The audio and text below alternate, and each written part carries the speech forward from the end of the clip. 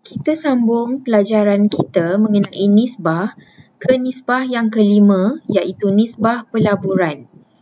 Nisbah ini mengukur prestasi saham syarikat dan jenis-jenisnya ada 4, iaitu yang pertama, pendapatan sesaham, yang kedua, harga perolehan, yang ketiga, nilai buku sesaham, dan yang keempat, nilai pasaran kepada nilai buku. Kita lihat nisbah yang pertama, iaitu pendapatan sesaham. Pendapatan sesaham ialah dengan membahagikan untung bersih dengan bilangan unit saham biasa.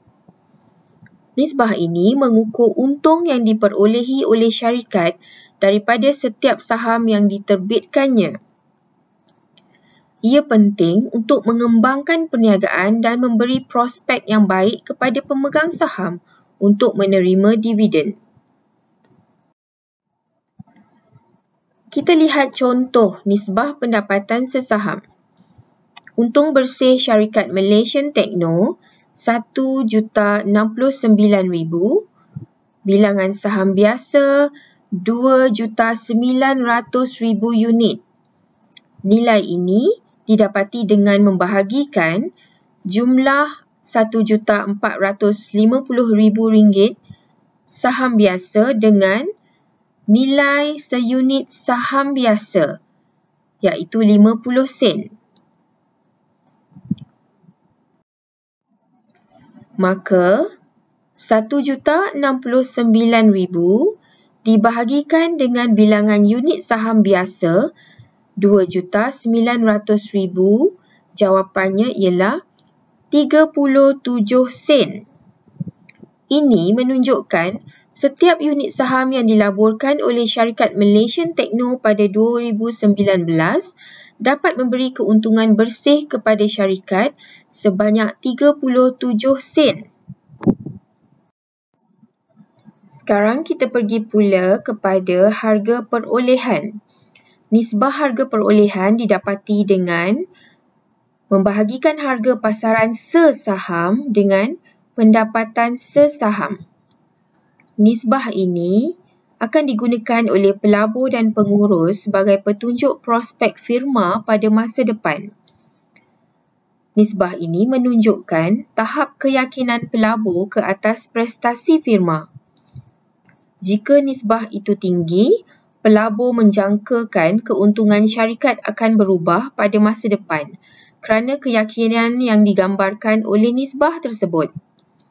Nisbah ini menunjukkan jumlah ringgit yang sanggup dibayar oleh pelabur bagi setiap RM1 keuntungan yang dilaporkan oleh syarikat. Kita lihat contoh. Untung bersih RM1,69,000, bilangan saham biasa RM2,900,000 unit dan harga pasaran sesaham ialah RM0.62. Maka, nisbah harga perolehan syarikat Malaysian Techno didapati apabila membahagikan harga pasaran sesaham 0.62 dengan pendapatan sesaham 0.37, jawapannya ialah 1.68 kali. Kesimpulannya, ini menunjukkan pada tahun 2019, setiap pendapatan sesaham syarikat Malaysian Techno, pelabur sanggup membayar sebanyak 1.68 kali. Nisbah yang ketiga ialah nisbah nilai buku sesaham. Formulanya ialah ekuiti pemegang saham dibahagikan dengan jumlah unit saham biasa yang diterbitkan. Nisbah ini merupakan lebihan bagi saham syarikat setelah menjual asetnya, membayar liability kepada kreditornya dan pemegang saham keutamaannya. Ia adalah nilai instrumen atau nilai komersial seperti yang dimasukkan dalam buku kewangan syarikat, bukan amount yang boleh dijual beli di pasaran tertentu. Lebih tinggi nisbah ini adalah lebih baik. Kita lihat contoh. Ekuiti pemegang saham syarikat Malaysian Techno RM2,120,000 dan bilangan saham biasa 2.900.000 unit. Maka 2.120.000 dibahagikan dengan 2.900.000 unit, jawapannya ialah 73 sen. Kesimpulannya, ini menunjukkan setiap unit saham yang dilaburkan oleh syarikat Malaysian Techno pada 2019, nilai bersih sahamnya adalah 73 sen. Kita ke nisbah yang keempat, iaitu nisbah nilai pasaran kepada nilai buku. Formulanya ialah harga pasaran sesaham dibahagikan dengan nilai buku sesaham. Nisbah ini juga dikenali sebagai nilai aset bersih. Nisbah ini memberi gambaran tentang persepsi pelabur terhadap saham syarikat. Nisbah yang tinggi menunjukkan pelabur sanggup membayar lebih bagi setiap ringgit nilai buku saham tersebut. Kita lihat contoh. Untung bersih syarikat Malaysian Techno 1,69,000, bilangan unit saham biasa 2,900,000 unit, harga pasaran sesaham RM0.62. Maka, nilai pasaran kepada nilai buku syarikat Malaysian Techno ialah apabila dibahagikan harga pasaran sesaham 0.62 dengan nilai buku sesaham 0.73, maka jawapannya ialah 0.85 kali. Kesimpulannya, ini menunjukkan kesanggupan pelabur syarikat Malaysian Techno pada 2019 untuk membayar harga saham syarikat tersebut di pasaran ialah sebanyak 0.85 kali. Seterusnya, kita ke tajuk di bawah 6.2 juga, iaitu menganalisis prestasi kewangan syarikat. Prestasi kewangan syarikat boleh dianalisis atau dinilai berdasarkan dua kaedah. Yang pertama, melalui analisis perbandingan trend. Yang kedua, melalui analisis perbandingan industri. Yang pertama, perbandingan trend. Perbandingan trend merupakan perbandingan analisis nisbah tahun semasa firma dengan nisbah firma juga pada tahun-tahun sebelumnya. Analisis ini juga dikenali sebagai analisis siri masa atau time series analysis. Analisis dapat menunjukkan arah aliran trend kewangan firma.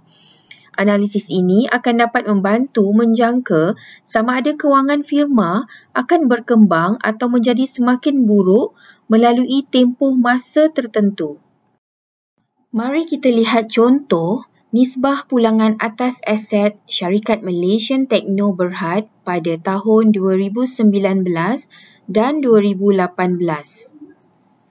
Pada tahun 2018, nisbah pulangan atas aset syarikat ialah 15.35%, manakala pada 2019, nisbah pulangan atas aset syarikat Malaysian Techno ialah 22.99%. Ini menunjukkan bahawa pada 2019, prestasi syarikat untuk nisbah pulangan atas aset adalah lebih baik berbanding tahun 2018. Kesimpulannya, setiap RM1 aset syarikat Malaysian Techno mampu menjana jualan sebanyak 23 sen pada tahun 2019 berbanding hanya 15 sen pada tahun 2018. Yang kedua, perbandingan industri. Perbandingan industri ialah nisbah yang membandingkan firma dengan nisbah firma-firma lain dalam industri yang sama pada tahun yang sama. Ia juga dikenali sebagai analisis keratan rentas atau cross-sectional analysis. Nisbah ini dilakukan melalui analisis perbandingan atau comparative analysis. Mari kita lihat contoh perbandingan industri nisbah pulangan atas aset syarikat Malaysian Techno pada 2019.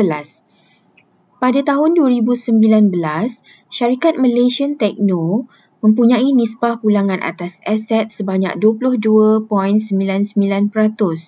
manakala purata industri ialah 23.75%. Maka pulangan atas aset syarikat pada 2019 ialah 22.99% lebih buruk berbanding purata industri iaitu 23.75%. Ini menunjukkan bagi setiap RM1 aset firma, syarikat Malaysian Techno hanya menjana jualan sebanyak 23 sen di mana lebih buruk berbanding purata industri iaitu 24 sen. Tamat jam ketiga bab 6.